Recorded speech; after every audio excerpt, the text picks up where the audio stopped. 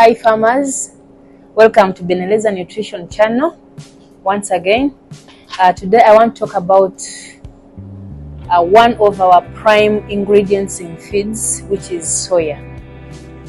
I have received a number of questions there and there asking what kind of soya should I use, how do I treat it, and a lot of explanations needed. So today I present to you 4 different types of soya in front of me here, and we have what we call the grain. Grain basically are the seeds. As you harvest them from the garden and you clean them, this is how they look like. So basically, when you're formulating your feeds using soya, you don't use the soya grain the way it is.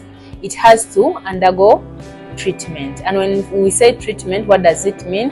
It means you processing the soya in order to kill or to denature the inhibitors, what we call the digestion inhibitors. For example, in soya we have trypsin inhibitor. Yes. So how do you treat the soya basically? Before we go into the treatment of soya, I want to enlighten how soya is important in your nutrition, in the nutrition of your poultry and your livestock. Soya basically is one of the prime sources of proteins, and basically it can be the only source of protein to deliver the rightful proteins to your animals, even if you don't include other sources of proteins. Because it is prime, it has a few limitations, especially when it has undergone the treatment that we are going to talk about.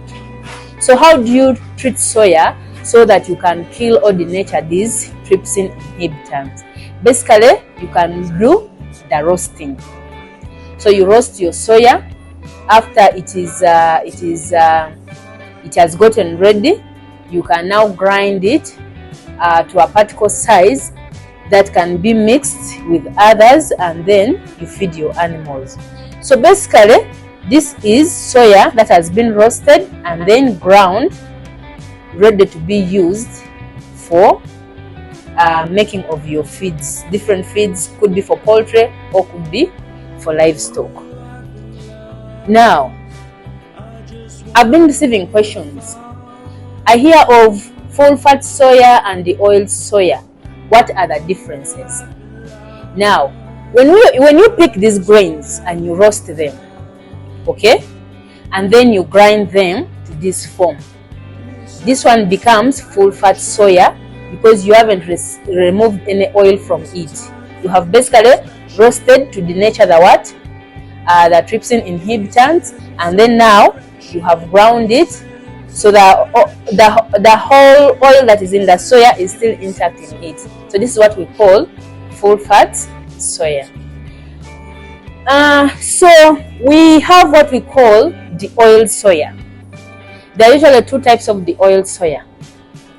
One is the one that has undergone solvent extraction of the oil. Usually there is a solvent that is used. Most especially they use acetone, ethanol, whatever is available. So they use the to extract the oil, and then the soya remains.